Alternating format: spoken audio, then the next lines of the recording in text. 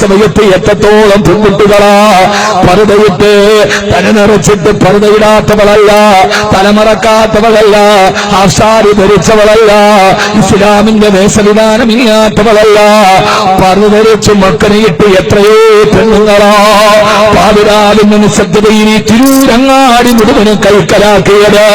അല്ലാഹുവിന്റെ റസൂൽ വീടിന്റെ ഉള്ളിൽ അടങ്ങിയിരിക്കാൻ പറഞ്ഞ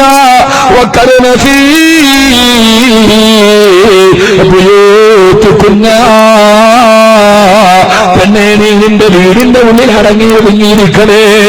അതാരാണെന്നല്ലേ, അത് രാഷ്ട്രീയ പാർട്ടികളുടെ ആഘോഷമാകട്ടെ, അത് സാമുദായിക പാർട്ടിയുടേതാകട്ടെ, സാമുദായിക സംഘടനകളുടേതാകട്ടെ, ഉത്തരവാദിത്തപ്പെട്ടവരെ ശ്രദ്ധിക്കേണ്ടതുണ്ട്. അനാചാരങ്ങൾ ആരംഗത്ത് കിടക്കുമ്പോ അരുതെന്ന് പറയാനുള്ള ബാധ്യത നമുക്കുണ്ട്. ഒരിടത്ത് ഒറ്റപ്പെട്ട കാഴ്ചയല്ല. കൂടി ഞാൻ ഒരിക്കൽ കൂടി ആവർത്തിച്ചു പറയാ, ആരാണോ ഏത് സാമുദായിക സംഘടനകളാകട്ടെ, ഏത് സാമുദായിക പാർട്ടികളാകട്ടെ, അല്ലാഹുവിന്റെ വിശുദ്ധമായ ഇസ്ലാമിന്റെ വിധി നിയമങ്ങളെ കാത്തു പറത്തി പെൺകുട്ടികളും ആൺകുട്ടികളും തമ്മിൽ ആരത്തുമെടുക്കാൻ അവസരം കൊടുത്ത ദുനിയാവല്ലല്ലോ നാളെ പടച്ചറപ്പിന്റെ മുമ്പിൽ പോകേണ്ടതല്ലേ.